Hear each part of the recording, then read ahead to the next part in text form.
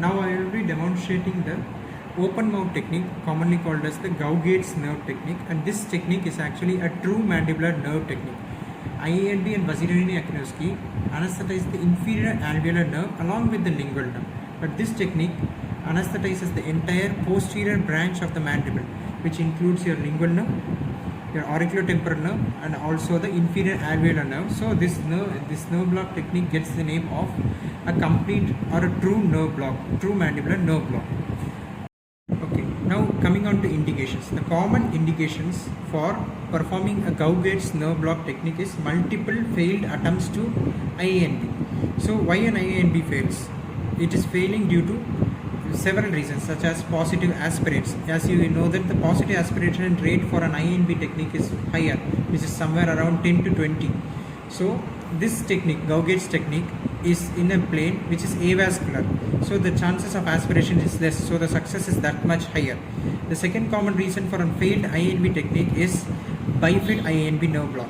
The INB, that is the inferior alveolar nerve, is a branch of the posterior division of the mandibular nerve.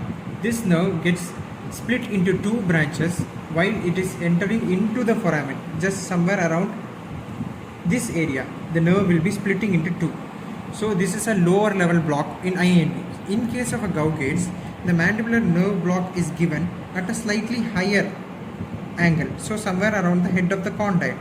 So as you can see, the head of the condyle is closely related to your foramen ovale, where the mandibular nerve exits from the skull and enters into the infratemporal fossa, thereby giving the posterior and the anterior division branches. So when you are blocking the nerve at such a high level, the chances of encountering bifid nerve is negated. So that which means that the nerve is getting blocked at a higher level. So you bypass this bifurcation even before the.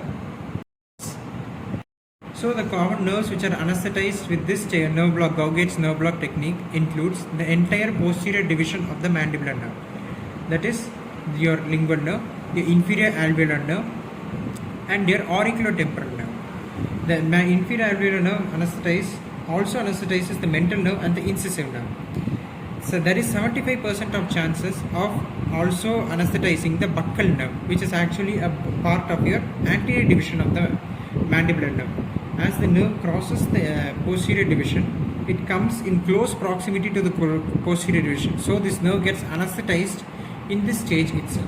So the common areas which are anesthetized with this technique include your anterior two-thirds of the tongue, the floor of the mouth, the lingual mucoperiosteum, the mandibular teeth till the midline, along with the mandible, the entire buccal mucoperiosteum, and to an extent your infratemporal region, that is the region which is supplied by your auriculotemporal nerve, that is your TMJ, your parotidomesenteric area or the infratemporal area of the cheek. All these are anesthetized with this nerve block technique. So the landmarks for your Gauguet's injection technique includes your canine teeth, the corner of the lip, the infratracheal notch, which is a notch which is present between your tragus and your pinna. The notch present between these two is the infratracheal notch, is another extraoral landmark. Then your mesiolingual cusp of the mandibular second molar. These are the four important landmarks which you have to know before doing the injection technique. So the area of injection of the Gauguet's technique is again similar to your IANB and your Vazirani-Akinoski nerve block technique, which is the mucous membrane on the medial side of the ramus of the mandible. So this is where the needle penetrates, and the target area is the nerve as it exists from the foramen ovale near and its presence near the mandibular condylar neck. So this is your target area. Your target area is the mandibular condyle neck. So the depth of penetration, as you can see, from your needle insertion to your mandibular canine, it should hit the condyle. So the hitting of the condyle specifically says the depth of the needle. The Gauguet's nerve block technique commonly utilizes extraoral and also intraoral landmarks while performing the injection technique. So first is, ask the patient to open his mouth widely, not like in case of INB where he is opening it in a relaxed position. So opening of the mouth is wide, The needle should be coming from the opposite side, and the needle should be in conjunction with your corner of the lip and your mandibular canine of the contralateral side. The direction of the needle should then go towards your mesiolingual or the mesiopalatal cusp of the second molar. After this, your needle enters into your mucoperiosteum on the medial side of the ramus of the mandible. After this, the needle penetrates into the soft tissue and you can actually hit the mandibular condyle. This determines the final position of the needle.